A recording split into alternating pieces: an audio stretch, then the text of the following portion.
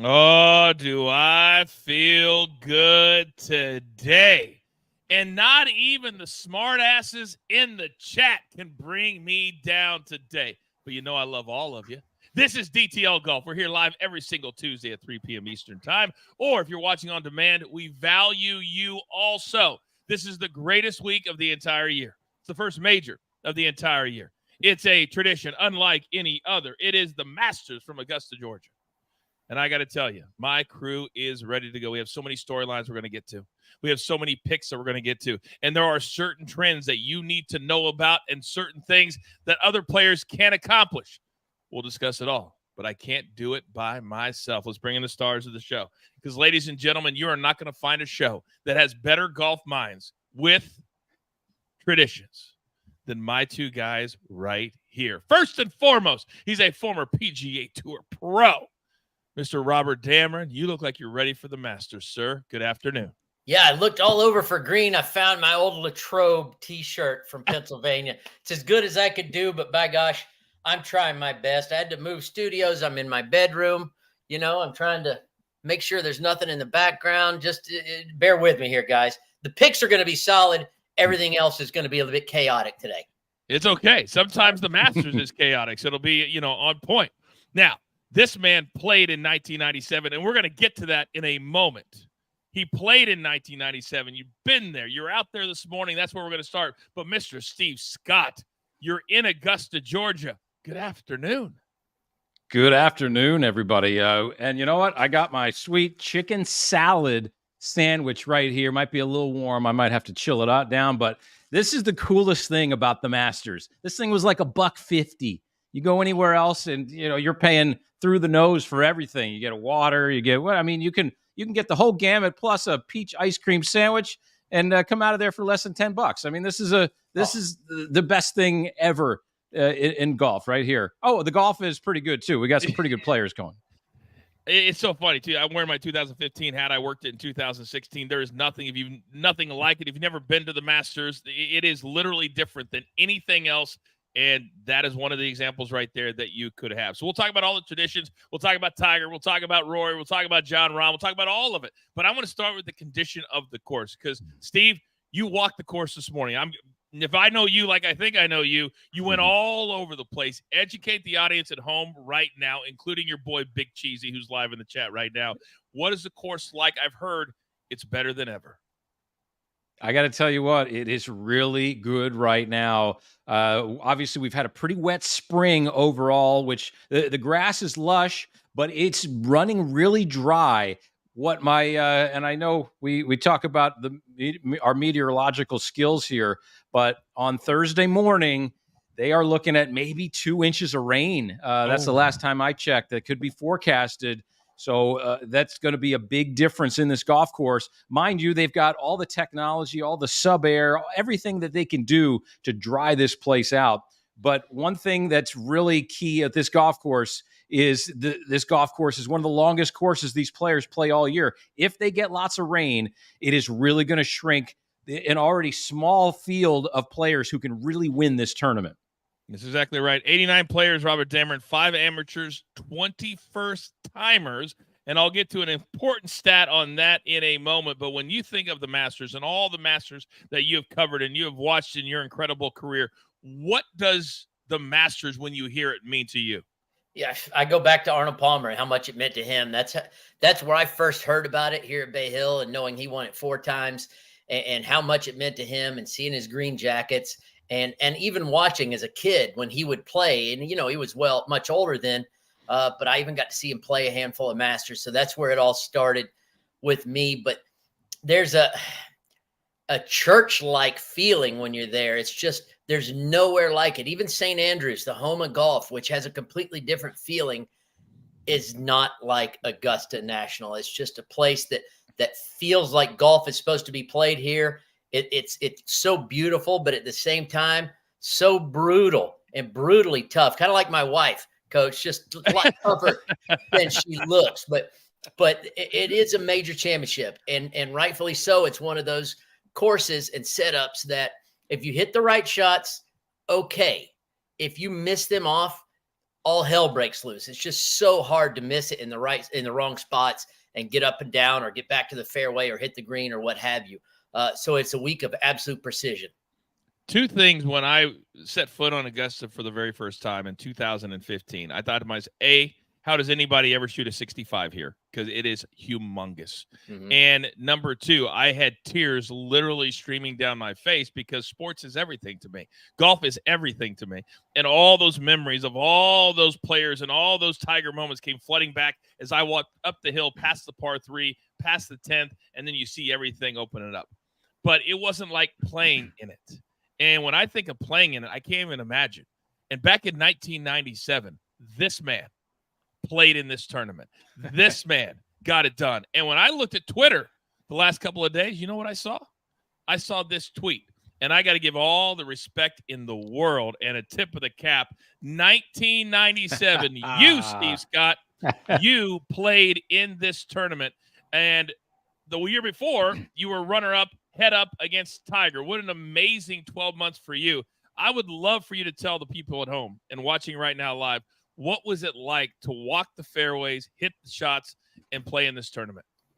Well, first of all, I had the prettiest caddy who's ever walked the fairways of Augusta National. Let's start right there. Definitely, by far. And I married her. So I wouldn't ordinarily recommend marrying your caddy, but in my case, it worked out pretty good. But, it was an amazing thing. Other than my shirt being about 4 sizes too large in that picture, it was the most incredible week you could ever imagine. I stayed in the Crow's Nest. I'm 19 years old. They gave me the keys to a white Cadillac, driving down Magnolia Lane like I'm some superstar. And it was just an unbelievable practice rounds. I played with Greg Norman. I played with Jack Nicklaus. I played with Justin Leonard. I played with Fuzzy Zeller in the tournament. I shot some really high rounds, but man, did I have fun playing poorly.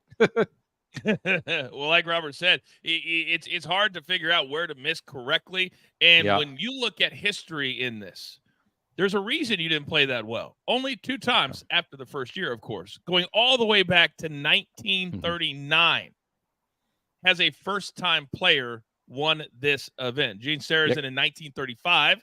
Wait, can I throw in? Can I cut you off for 1 second? Of course you can. Because when I was walking down the 10th fairway with Fuzzy Zeller, I asked him this question: how did you do in your first Masters?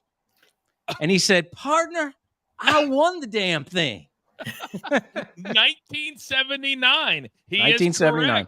Yeah. 1979. And I messed the years up because it wasn't called the Masters till 1939, but Gene Sarazen won it in 1935. So to get those right, that's amazing that you were playing with Fuzzy Zeller in 1979.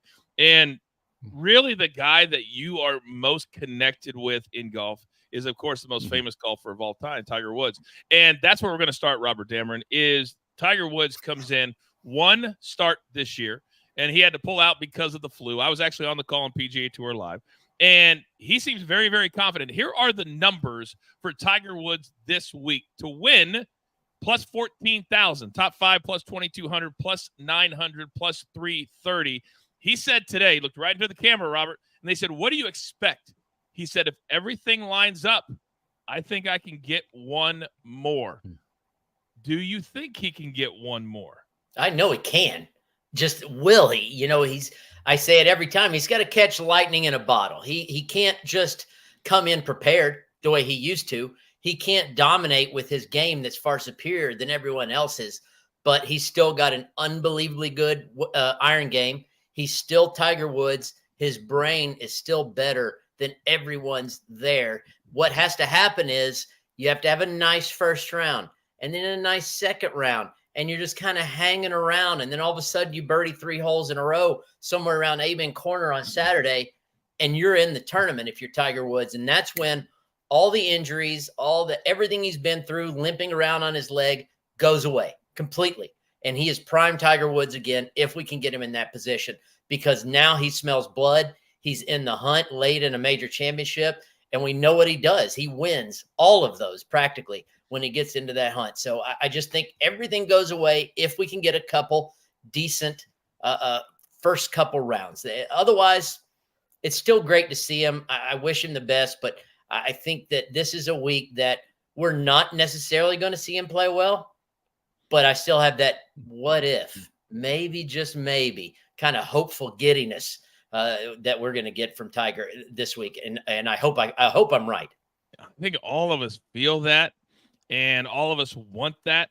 And when you think of some of the incredible records that Tiger Woods has had, of course, back in 1997 when Steve played, he was 4 over par after 9 holes and then shot 22 under par for the next 63. What?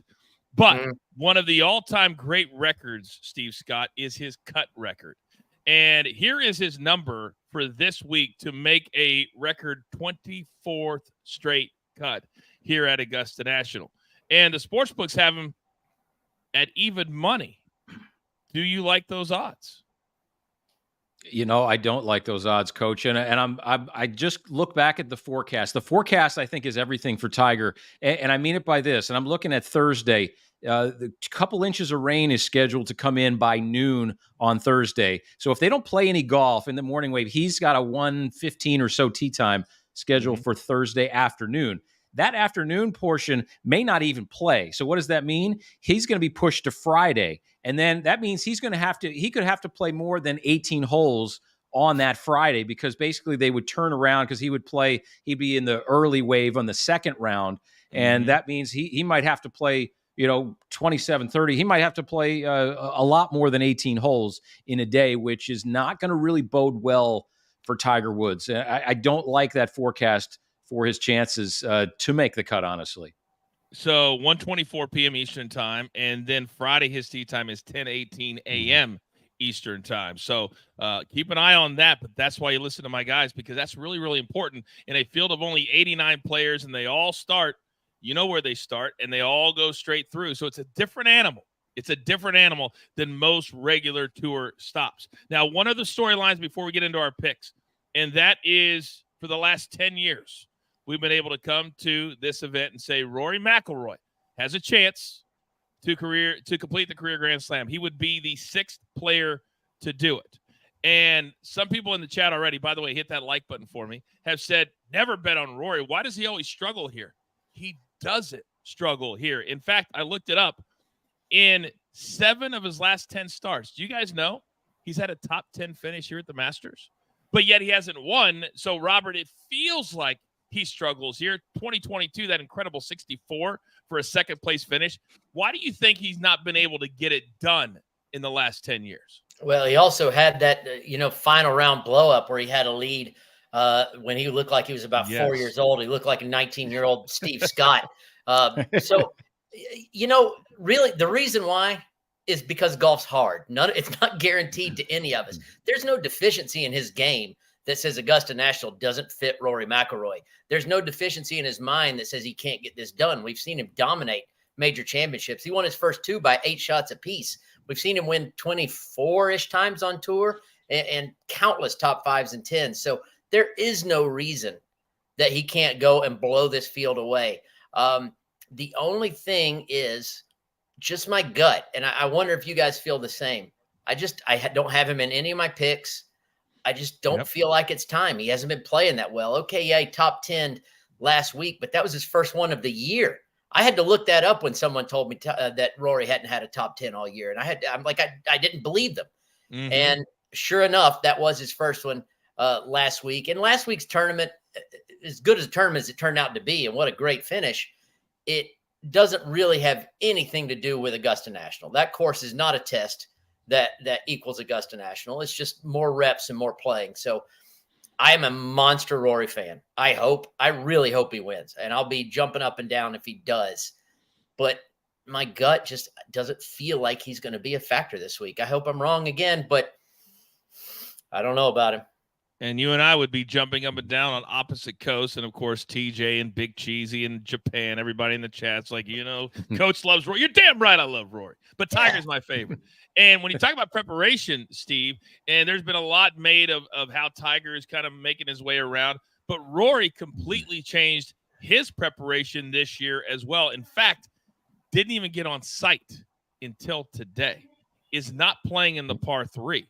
What do you make of some of the changes that he is making to prepare for this year?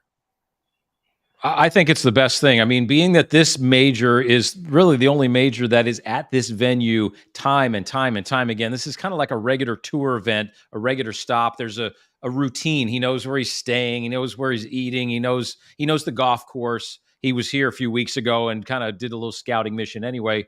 But, with Rory, and I've got a little different gut than Robert Damron, and we're going to get into that. I'm not going to spill the beans yet, but I've got a little different gut for Rory McIlroy this week. He's done a little work with Butch Harmon, did a little consulting with him in the last week or 10 days. And Butch Harmon, anything Butch Harmon seems to touch turns to gold. It's pretty remarkable. So just stay tuned for my Rory McIlroy thoughts. Yeah, Ricky went back to Butch. Rory's finding Butch. He's trying to figure out. It kind of shows how much it means to him, and it should. To be one of 6 guys ever, you can't take that away from him. And I think now he's showing that he not only wants it, and I don't think the pressure is getting to him, but he's trying to figure out, what do I do differently to get across that line? I remember, got to mix it up. You got to mix it up. I used to watch him when I was on site. I would watch him play practice rounds by himself. Like, he didn't want anybody out there with him. It was all him all the time. And I was like, man, don't change it up. Be the guy that you are. You got a lot of friends. Play with them. Play some practice rounds. Today he's going to play like 9 holes and then maybe 9 on Wednesday. That's it. That's it. All right, gentlemen, anything else? But we got a lot to talk about. We got a lot of picks to get to. We got a lot of guys. And I want to start with this. This is one of those weeks where you may see a lot of the same names on our picks, only because if you're a first-timer, if you're young, if you're an amateur, you just don't win this damn thing. And that is historically the case. This is not the week to make a little sprinkle on a big-time long shot, although we'll give you some, of course. So I always love, Robert, and we're going to start, of course, in our first category, the first-round leader. Who comes out? And you hear Scott Van Pelt as the sun's going down on Thursday night. So, well, what an 18 holes we had here today at Augusta National. And so starts out with a 7 under 65. That's usually the number, it feels like.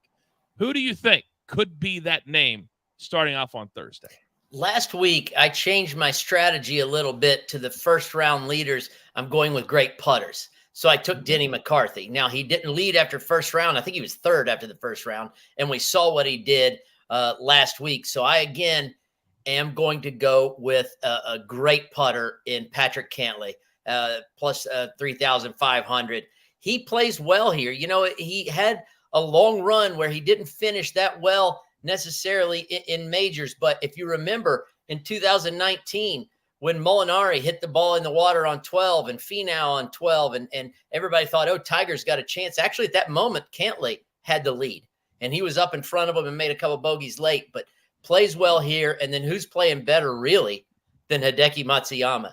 Hideki, this is stat guru Justin Ray. If you follow him on X, he's unbelievable. He's the best statistician of all time.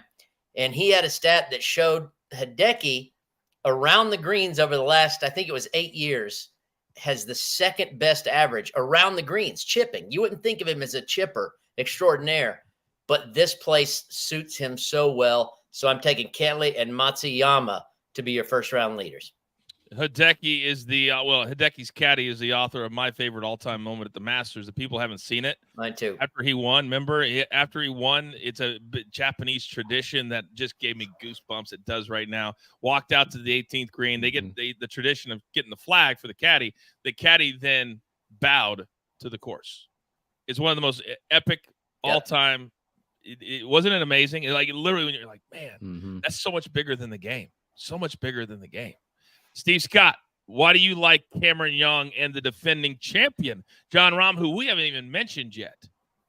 No, and you know, the live guys are kind of they're very interesting because they haven't played much, and the golf courses that they've played on this year have been not so great. So I don't know about a lot of them, but John Rahm, defending champ, he's got to have his juices flowing to be here. He's got the champions dinner tonight. He's going to serve the Spanish flair theme, but you know, John Rahm at plus 2,000. He didn't let me down last year. He shot 7 under in that first round, tied with Brooks Koepka after that first round last year. He likes to get out of the box pretty quick. And again, he knows this golf course well. That's going to be the theme for the week. Whatever pick you take, it's got to be somebody who's played here. And for John Rahm, he's got good vibes. He's ready to play here. I know it. Cameron Young at plus 4,000, maybe not on the top of everybody's radar lately, but he should be. He finished second in his last start at the Valspar over at Innisbrook, tied for fourth a few weeks before that at the Cognizant at PGA National. He's a big bomber, and that's going to be a key thing as well. The guys who can really send the ball with the wet conditions that are forecasted coming up. So Cameron Young, let's throw a little bit on him there, plus 4,000 at the first round leader.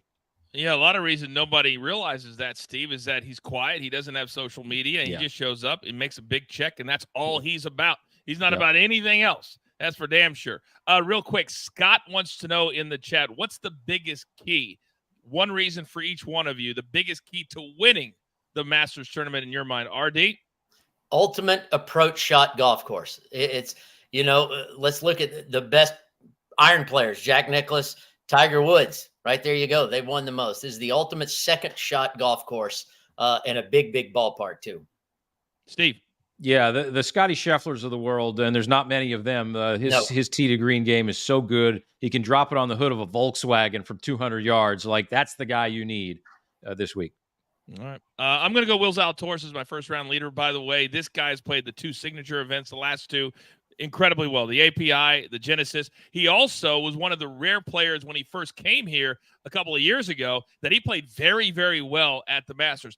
Big stages do not bother him. He's almost won the U.S. Open already. So I like Will Zalatoris to come out of the gate. He played a practice round with Tiger to get all the little information that Tiger's willing to give very few players. But Zalatoris is one of them. They connect over that fused back, I think, plus 3,500. Also, somebody, I think Joey wrote in there, strokes gained putting, and you could throw all those stats out the window this week. All the stuff you see on live data doesn't happen here. They have none of that here. Shot link doesn't happen here. This is not a regular golf tournament. You got to watch the years previous. This is the only one, in my opinion. All right, your bread and butter picks. You know what we call them here? Head-to-heads. This is where you put a full unit. If you're $100 better, bet $100 on each one of our picks. And thank us later. All right, RD, let me come over to you because I know if you're like me, I found a ton. I'm going to give out some tomorrow on the morning show. I found like 8 at DraftKings that I loved. Tell me why you love these 4. I did too. I mean, I'm going to start with Tom Kim as a loser to Harris English. Tom Kim, he's underpowered for this golf course. His last couple tournaments have been a withdrawal and a miscut, and he's been playing like a little bit of an empty saddle. He's lost. He's working with a lot on his game with Parker McLaughlin. You've seen some of that on social media, and kind of he's got Paul Tesori as his caddy, but almost his mental, trying to inspire him along, and it just hasn't been kicking in yet. So I love Harris English over Tom Kim. Wyndham Clark over Tony Finau. Tony Finau, again, hasn't been that steady this year, and who's been steadier in the big-time tournaments than Wyndham Clark? Nobody. I mean, outside of Scotty Scheffler, I guess. So Wyndham Clark, I think this was an easy pick to me. Finau's short game's just a little dicey sometimes. Go down to the next one. This one is interesting to me. This one I kind of stared at for a minute because it felt very even. JT over Colin Morikawa. Now, as far as iron players, they're pretty equal. They're both great. Outside of Sheffler, they're the 2 best maybe on tour. Putters, they kind of let them down, but they're both really good putters at times. But iron play is going to be their strength. But I think JT has the edge in length. He's got a brand new caddy this week, and that might spur him on. Maybe as some people predicted, not me, but some people predicted, Bones was holding him back just a little bit, or maybe he felt like he needed to play better for Bones. And so that is out of the way. So I'm liking it at minus 110, JT over Morikawa, who's also been a little lost this year. And this one, Zalatoris over Spieth, plus 145. This is the easiest pick to me to make. Jordan Spieth has been an absolute wild card. He loves this course, yes. He plays good here, yes. But he has been playing not so good. His vaunted short game has not been that good at all. Last week in Texas, through the first 3 rounds, I think strokes gained around the greens, he was like somewhere like 78th out of 80 players, 79 out of 81. And that's just unheard of for a Jordan Spieth. Will Zalatoris, of course, already has a second place here. Hits it great, better with the second shot coming in. So Will Zalatoris over Jordan Spieth. Man, I looked at that one a long time too, and the only reason I didn't pull the trigger is because of Spieth's history at this course. But everything you said is absolutely spot on. By the way, I faded Colin Morikawa last week in 4 different bets. It was the easiest cashes I've had all year. Morikawa is just hitting the ball left, right, and he's certainly not hitting it straight. I love that pick as well. He's just not playing good golf. He's not. Love those. All right, Steve Scott, you and I disagree on one. And you agree with RD on the Will Zalatoris. Why don't we start there? With Will Zalatoris, I mean, that pick is at plus 145. That's so much value on that one. So you've got to run that one definitely for Zalatoris. I mean, he leads the field here in strokes gained around Augusta National for players with a minimum of 8 rounds. Better than John Rahm, better than Sheffler, better than Spieth.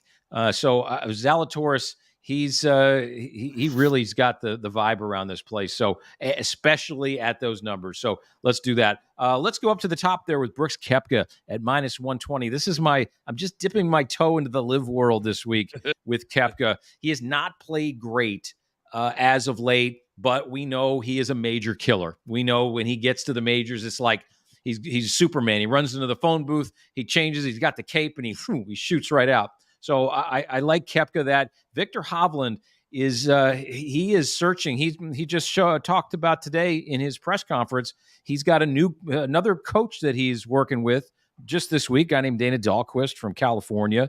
He'd been working with Grant Waite from Orlando. He fired his short game coach, which was the biggest mistake I've ever. Or it was a short game coach left him, whatever the case may be, early in the year. Really weird. So anyway, Victor Hovland, not doing it this week for me at all, even with Brooks Koepka's recent play on the LIV Tour. Then Russell Henley minus 110 over Tyrrell Hatton. Henley is playing some really solid golf himself. He's done some really good stuff lately. I mean, 4th at the Texas Open, tied for 4th at the API. Missed the cut at the Players, but he's got a really good track record around here. So I like Henley over Hatton there. Couple of things with your picks. Hovland, I don't know what he's doing. You win the FedEx Cup and you're changing everybody in your camp. The short game was everything. That's what you fixed. And then that guy leaves you. Something's going on there. Something's going on with Hovland. You're right about that. By the way, Tom Kim, RD, you mentioned I don't know if I've ever seen a caddy publicly on Twitter reach out to try to get a hold of somebody to work with his guy. It was like I thought they weren't even serious on that. Was that a serious thing? Did you see what I'm talking about? No. Oh, you didn't see it? It was like Paul Tesori is looking for a mental coach, and he goes, please contact us. We want to work with you. I've got to find the tweet. Maybe I'll put it on the show tomorrow. No kidding. That's not something you want thrown out publicly. No. Exactly. That's why I got to make sure I have it right. But it's definitely Paul Tesori put it out there. I may look it up here during the show. Bet against him all day, yeah. All day. I've been fading Tom Kim all year anyway. There's a lot of guys that if you look at their form, my guys are spot on. They just haven't, and this is not the course and the tournament to come to try to find your game. No. Here are my head-to-heads, and I dipped twice, Steve Scott, into the LIV golf pool. It's a cesspool, the LIV cesspool. Yes, I actually went Bryson, who's had a really good record around here, over Ludwig Oberg, and Ludwig a year ago was at Texas Tech. He was playing in college. Bryson has played well here before.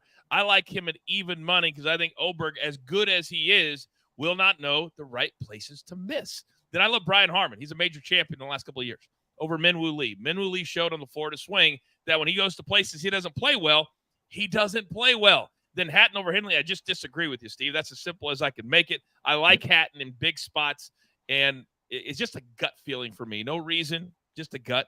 And then if you give me Scotty Scheffler at minus 155, anything less than minus 190 over any player, I'm banging him all day. And Scotty Scheffler over Rory McIlroy, I will take all day. He is the lowest favorite. It's like Tiger Woods type numbers. You can't bet him to win. This is the only number I've found with another parlay that you can play Scotty Scheffler this week. Do you guys like RD? You like that Scheffler minus 155? Love it.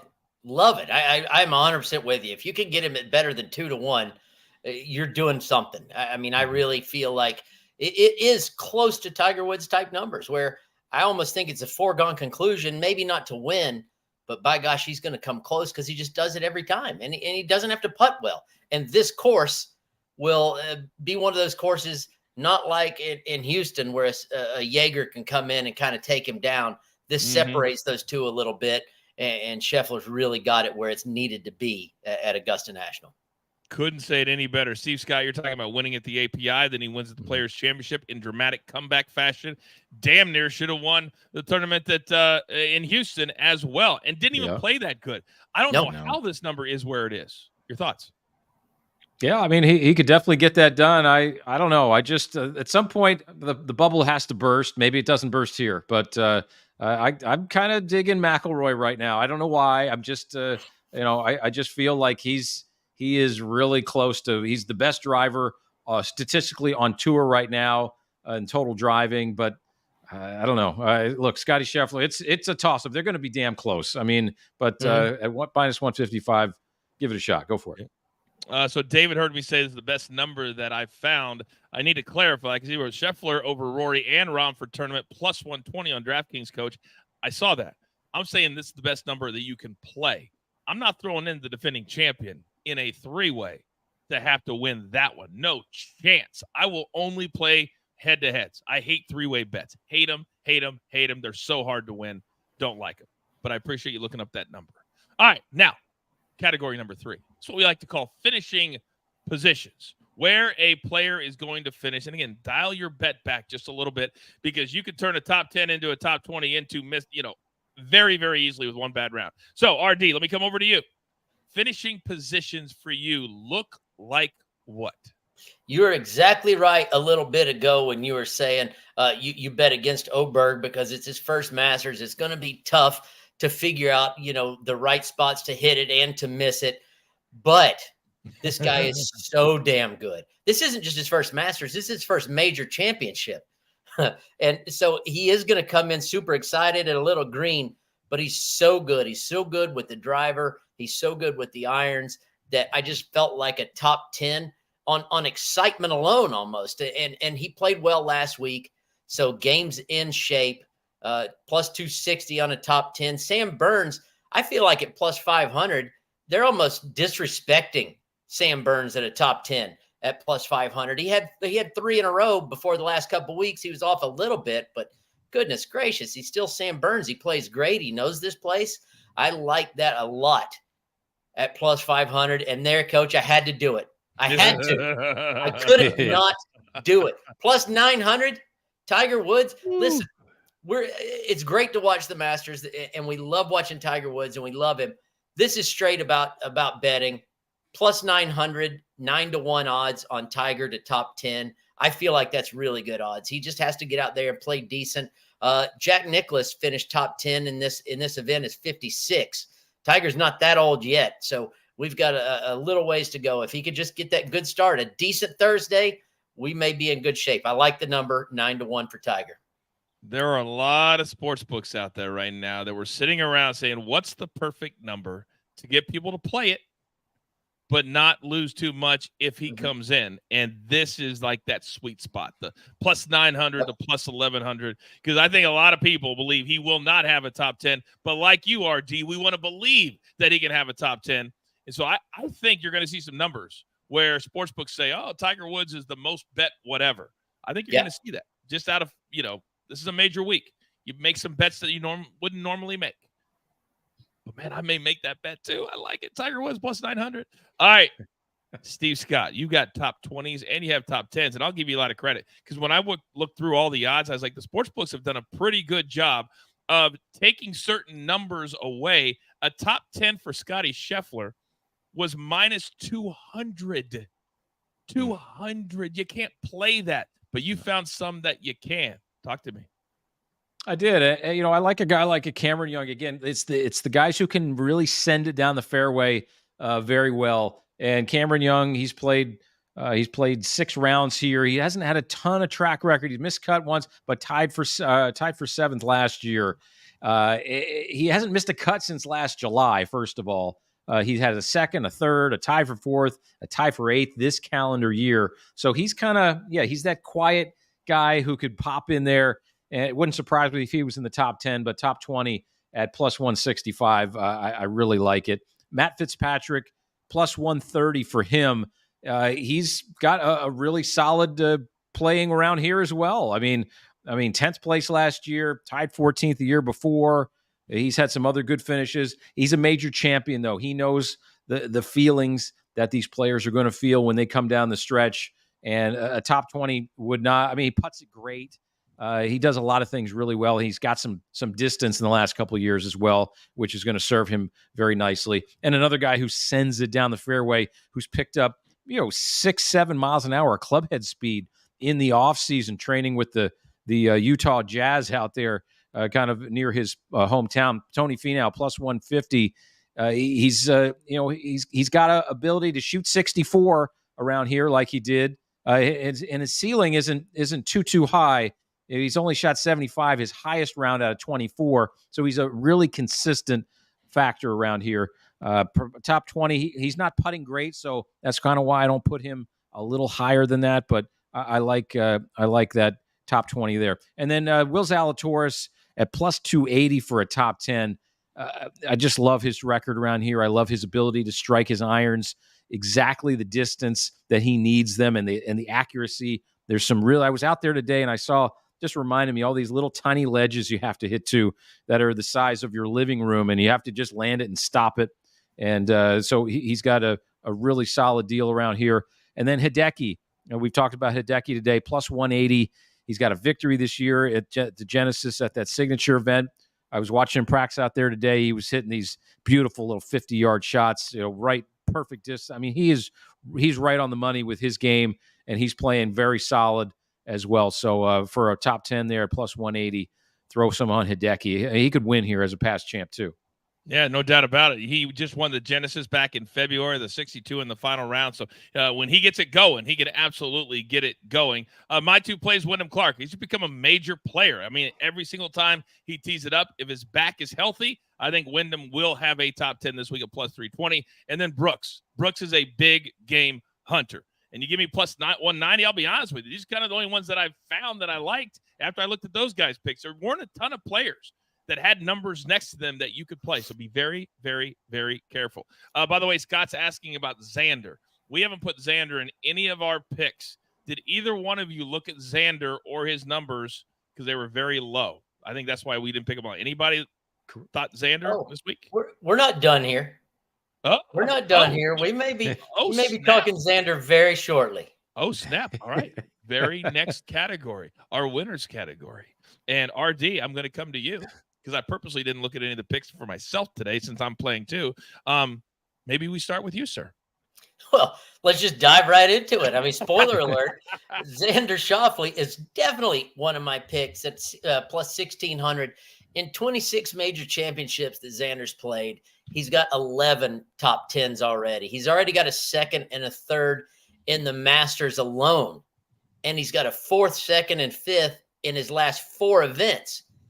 Took a nice long week off. He's been playing great. He really, it's time for him to do it. You said big game hunter. He's one of them. Let's go to the next one, Brooks Koepka. I mean, forget it. Why? Because he's Brooks and it's a major. Really, that's why. I always, you sum Brooks up this way to me. Let's say, Coach, I give you a 2-foot putt and say, make it for $1. And fine. Then we go to $10. Fine. And then maybe at 100 or 1,000 or 1,000,000, you start to kind of freeze up. And wait a minute, Brooks does not have a choke factor. He's like Nicklaus and Tiger. The bigger the moment, the more apt and likely he is to pull it off. He just does not choke. So I absolutely love this guy in any major for the foreseeable future. I don't care how he's been playing. And then Joaquin Niemann. A lot of this is just the odds at 28-1 plus 2,800. I love those odds. He's got a great vibe because he got that special exemption.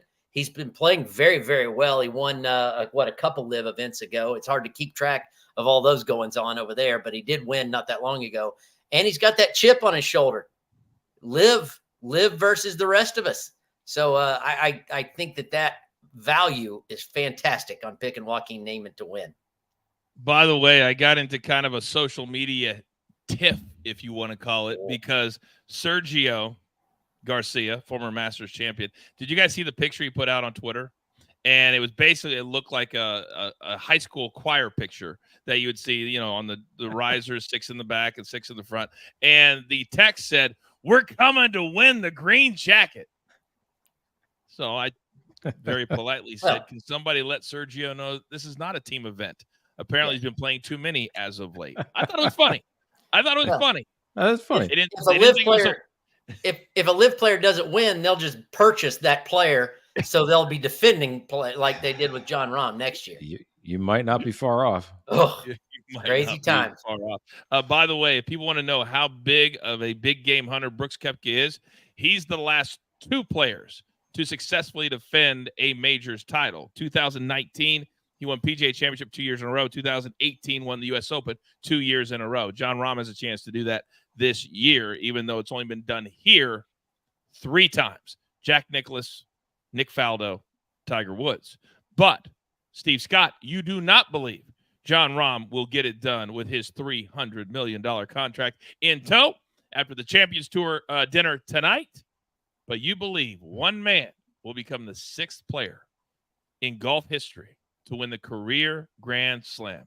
Explain yourself. Rory McIlroy. I'm betting with my heart this week. Okay. I'm going to say that for me in this category at plus 1,000, these odds, they're not great. So don't put your house on this bet, please. And don't come after me if he doesn't win. But Rory is, I just really like the way he's driving the golf ball. He's going to be sending it farther down the fairway than most anybody out here.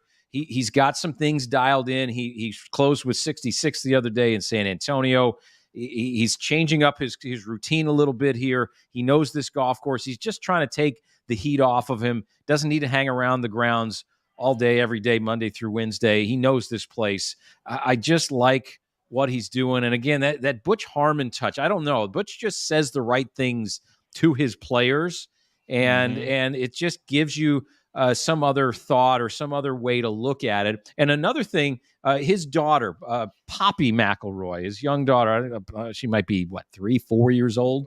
She said, when Roy was headed to this lesson with Butch Harmon, she said, where are you going, Daddy? Where are you going? And he said, I'm going to get a golf lesson. And she's like, well, why do you need a golf lesson? You already know how to play golf. And sometimes a simple thought like that, I mean, it's so true. It simplifies it. My mentor in teaching, Bob Tosky, 98 years old, I think, right now. He said, simplicity is the answer to complexity. And that statement right there by his young daughter is as simple as golf is. And I think if he could just put himself in the right frame of mind, we know he has all the physical skills. It's just getting past this tough 6 inches between your ears. That's the toughest thing for Rory McIlroy lately at the Masters. And maybe that's why he has simplified his approach this week. A lot of guys show up on Sunday or Monday if they play the week before. He's not showing up till today. He's only going to play 18 total holes from what I understand. So your advice may be spot on. He just played last week, 3rd place finish. Come in. He knows this course just like Tiger does. They don't need a lot of preparation. And I don't think he wants a lot of noise around him either. And I think he was coming in play. That's it. Yep. Just come in and play. I'm going to go with 2 guys who also had value. Will Zalatoris plus 4,000, talking about him a lot. He's just a big game player, and I think he showed at the Genesis and he showed at the API that he can play, and his game is back. And Wyndham Clark the same as well. He competes every time he shows up. I love the plus 4,000. There's not a lot of guys that we can look at those numbers that say, yeah, they can really win. Our last category, and it plays into a question from Scott about long shots winning this year on the PGA Tour. Very, very true. But this is not the PGA Tour. This is the Masters. And the longer you play, the more success you tend to have because you got to know every little nook and cranny. There's a reason why Tiger wanted to play with Fred Couples and JT wanted to play with Tiger. And this guy wanted to play with that Masters champion because they figured this course out. It's a puzzle. Long shots don't win here. Look at the list of champions. They just simply don't. So, RD, this week we're going to kind of tweak our long shot section just a little bit. We can put anything here that we want. What did you put in this section? I went ahead and put a couple guys that absolutely do know how to win here at long shots. Tiger Woods, let's do it.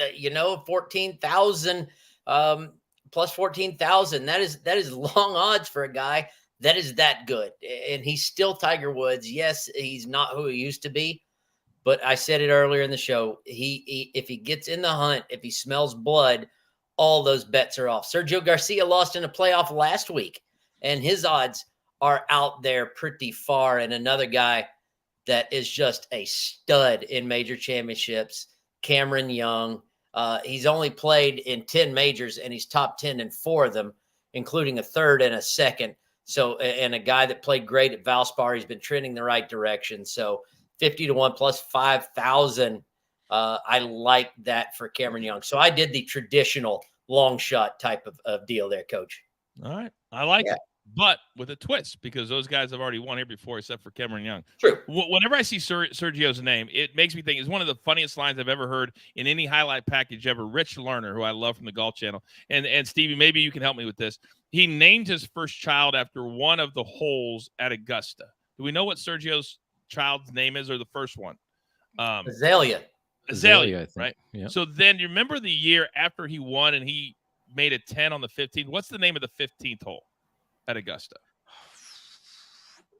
So let's call it Jackie, just for the sake of this. I should have looked it up. Jasmine. Let's call it Jasmine. Yeah. And I know that's not it, but remember he hit and rolled off, and he scored a 10. Do you remember that? And so they were doing the highlights, and Rich Lerner said, well, I don't think he's going to name his second child Jasmine. I do remember that very much. Wife didn't like it very much, and apparently she called somebody. Who? I have no idea. I laughed and rewound it and rewound it and rewound it. It was one of the greatest lines ever calling highlights. Ever. All right, Steve, I know this is the long shot section, but you and I distinctively disagree on Min-Woo Lee. I would love to hear your take. I think the man, he's going to cook this week a little bit, and you don't think he's going to cook at all, maybe a microwave dinner or something. But, yeah, that's his saying, let him cook. And I think Min-Woo Lee, he could get it done in some good ways. He's played here twice, tied for 14th a couple of years ago in his first opportunity, but he sends the ball. Do you know how hard it is to achieve over 190 miles an hour ball speed? There's only a few guys out here that are playing this week that can do that. Bryson, Rory, kind of can do that. Jake Knapp is a rookie here, but Min-Woo Lee, he can really send the ball. And so essentially this golf course is going to be could be a par 68 for him. And assuming he can get the ball in play and, maybe he can get some things done plus 6,500. Let's throw a little bit on Min-Woo Lee. He's kind of that young superstar that's ready to break out and do something great. Will he win this week? I think he can finish top 20 pretty easily. But throw a little bit on Min-Woo Lee because he can really move it down the fairway, and that's going to be very easy to hit those wedges and whatnot into the greens. Okay. There's a reason why I said he won't make the cut. And I absolutely hear everything that you're saying. And for those people wondering, the top 50 make the cuts. Do they still have the 10-shot rule at the Masters, or have they changed it? The rules always seem to change every single year. There's only top 50 in ties, I think. It's no more. I don't think the 10-shot rule exists anymore. Right. So plus 190 to miss the cut. And the reason is I'm staring at him right now. That's why I had to drop Steve Scott off. Because, RD, you're the reason.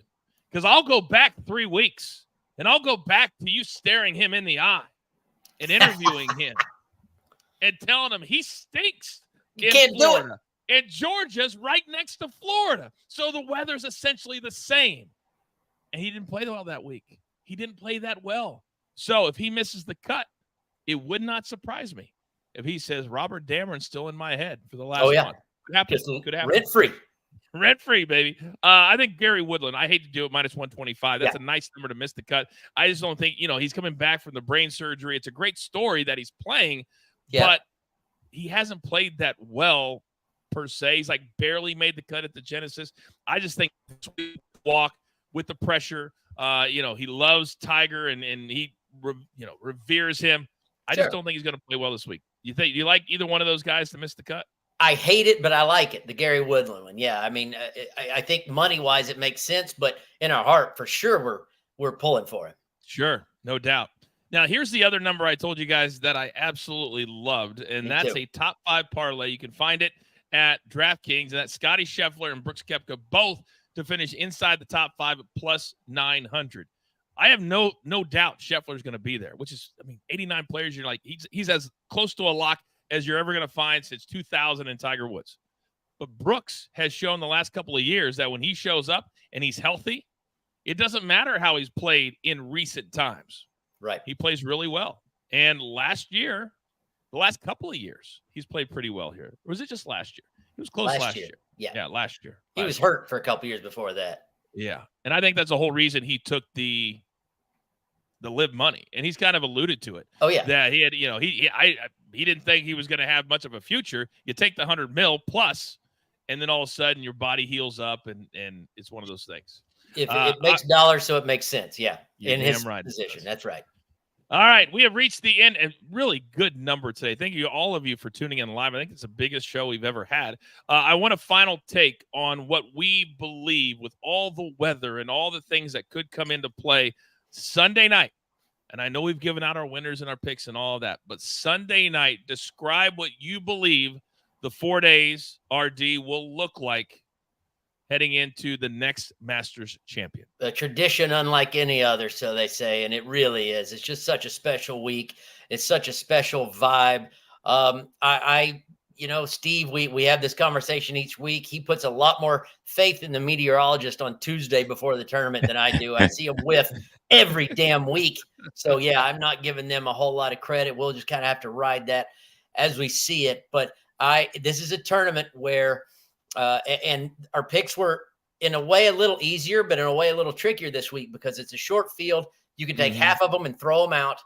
You can take a couple of the other ones that aren't playing that well in form and kind of throw them out. And I think the top dogs will be going against the top dogs this week.